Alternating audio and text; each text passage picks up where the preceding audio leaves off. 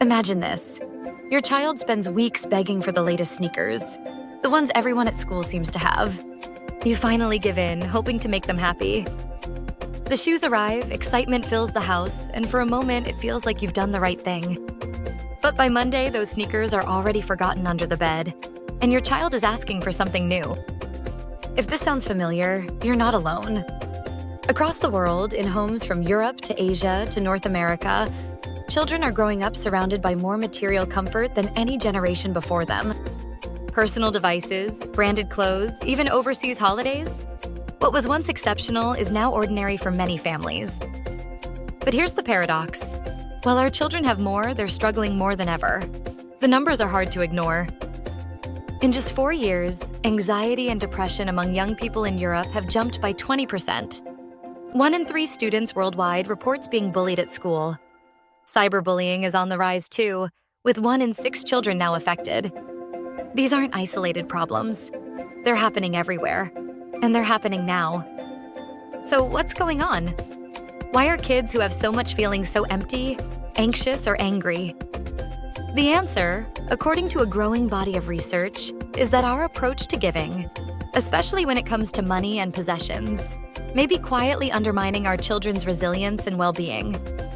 It's not about being generous or loving too much. It's about what we're teaching, often without realizing it. Materialism, in the psychological sense, is the belief that having things is central to happiness and identity.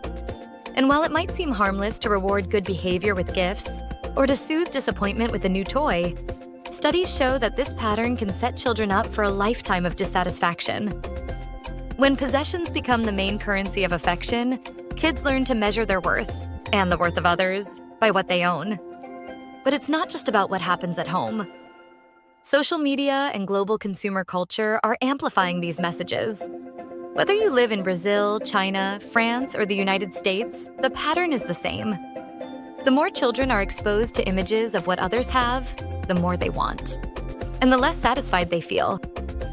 Smartphones, in particular, have become a powerful engine for materialism, making it harder than ever for kids to escape the comparison trap.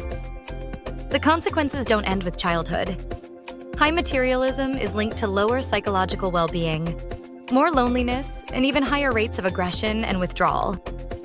Victims of bullying, for example, are twice as likely to experience severe loneliness and thoughts of self-harm. And when it comes to money management, the picture isn't much brighter. Only 1 in 3 students worldwide has ever learned about money at school. Most kids are left to figure it out at home, often with little guidance. The result? 60% admit to buying things just because their friends have them, and 80% say they spend more than they mean to. So, how did we get here? For many parents, it comes from a place of love.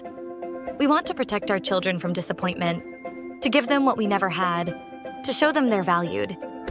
But when we step in too quickly, when we solve every problem, fulfill every wish, or shield them from every frustration, we interrupt the process that builds resilience.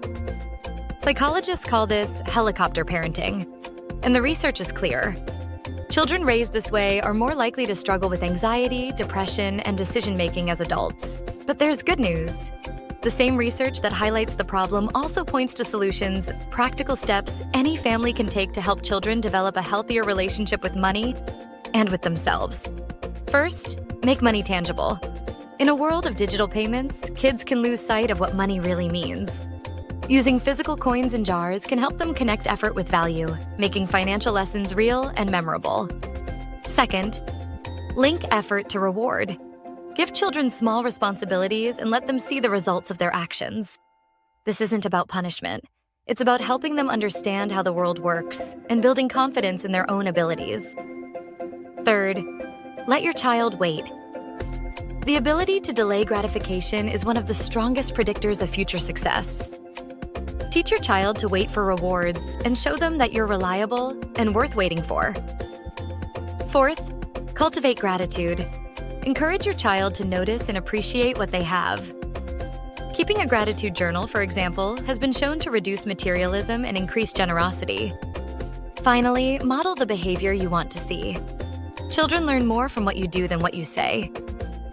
Show them how to manage money wisely, express gratitude, and handle setbacks with resilience.